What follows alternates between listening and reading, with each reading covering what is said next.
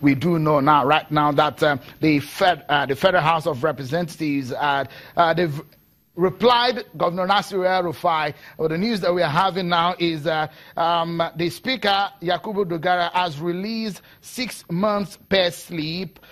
In a statement released today, showed that the Speaker has replied and says that he is released to the public 6 months pay slip. Just stay with Channels Television. We give you all the details. It's getting more and more interesting. Let's continue with the conversation now. Let me quickly come to you, Sean. All of this that we're seeing, you heard what the Senate President said about they're going to do it, we're going to do it. But again, it's not so much about what they go home with.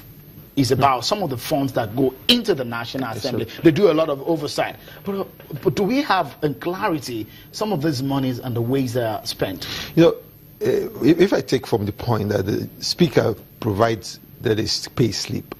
Now, a pay slip out of what? We're asking you not just a pay slip. 115 billion naira. How is that spent? It's a very simple question. The Senate President has promised 7 times on record that the National Assembly budget will be made public. He even said this before he was elected as the Senate President of this country. So I don't know what's the big deal. And I know that 15 billion is not small money. We should. A university in Nigeria gets a total of 15 billion maximum for its budget. So only have 15 billion. That's a university that has staff, has students, and don't also run the same overhead cost. So I don't know the overhead cost the National Assembly is running to warrant such buckets of money. Just about 500 people. 500 people and maybe 2,000 staff working in that bureaucracy. So it's a question that there has to be more transparency about that. So if you put in a pay slip, that is just nominal. What is your allowance? Let me quickly ask Honorable Wesley. You have some explanation to give us tonight because you benefited from that. Apart from your salaries, we do know that at the end of the day, a lawmaker also, after leaving the National Assembly, gets some emoluments. What details can you tell us about what also goes to the average lawmaker, even when they have left service of the National Assembly? Well, I'm not aware that anything goes to them when they have left. So all I do know is that there is a severance allowance in our time of about 5 million that we got leaving the service, which was like bye-bye, just in case you were not coming back by way of re-election. And then I know that also in my time, our salary, the basic salary was about 515,000 put together after taxes and so on and so forth. But as far as the overhead expenses are concerned, that's the exclusive preserve of the leadership and then, of course, of the bureaucracy, because that is determined by the volume of activities, such as the number of committee assignments and then overseas trips and etc., etc.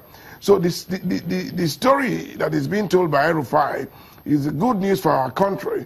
Having pushed this challenge across, I think the challenge at the National Assembly is also very important. And the positive news is that the Senate President has promised to release the budget details of 2017, and the Speaker, we are just told now, has released part of his details. I think to calm the country down and to reassure the nation, what the National Assembly needs to do is to put its budget breakdown in a website where the Nigerian people can access it and then be able to monitor whether the output in terms of service is equivalent to the input. It's important to give value to the money that the Nigerian people pay to keep the assembly going. I think that's the bottom line.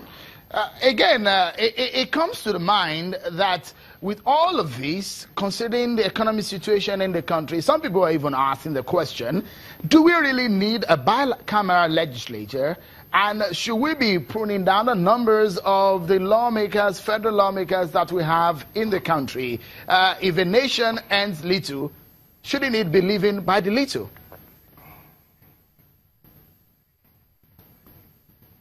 Well, it has been argued by many whether this country really requires a bicameral legislature.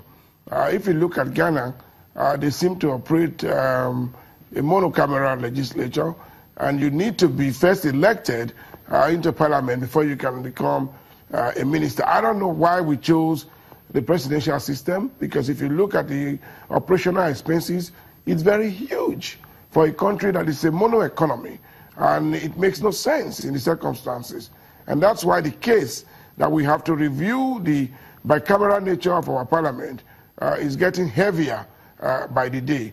And I think that it is one of the major areas that at some point the country will have to discuss.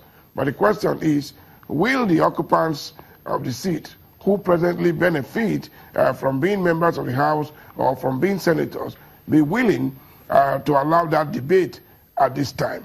My position is that it's a debate that is going to become inevitable given the number of aides that each member has and the amount of money that is budgeted to service the National Assembly. Let me quickly come to the man who makes a sense of data here, showing for us as a country. If you look at the ratio to GDP, does it make sense? How much we spend in servicing our legislature, just one arm of government? It doesn't make sense because you have 115 billion. Now look at that divided by 469, and look at how much that comes to when you're looking at the minimum wage of a country. It is just doesn't just make any sense. He is a legislature, and he says in the 12 years that he was in the National Assembly, he did not see a copy of the National Assembly budget. It was not even up for debate.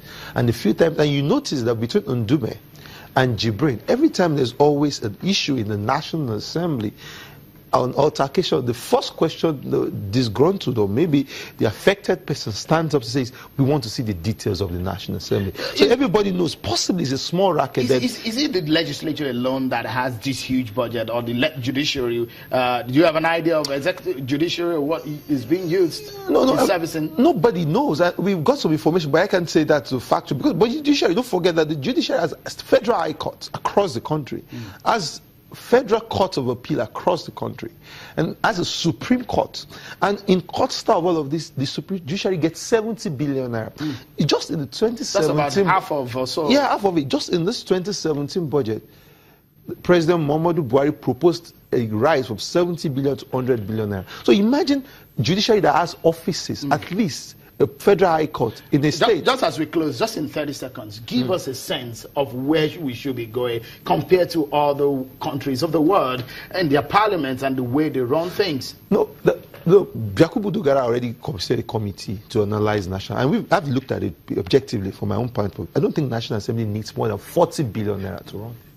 I don't think so. Many thanks, Seun Ibinyere. He's open data analyst and co-founder of Budget. We're making sense of open data here for us on Channels Television. And Honorable Wesley Dawes, a former member of the House of Representatives. Always a pleasure having you. Insights and benefits of your experience in the National Assembly. We do also can tell you as we close, the breaking news coming here. INEC has made a very major announcement tonight, and they've said that some of their staff has been placed on interdiction, suspended and put on half salary, and 70 others offered back for further investigation. So with Channels Television, we'll give you more on that on the subsequent bulletin. Many thanks for staying with us. I'm Seun Okimale. Bye for now.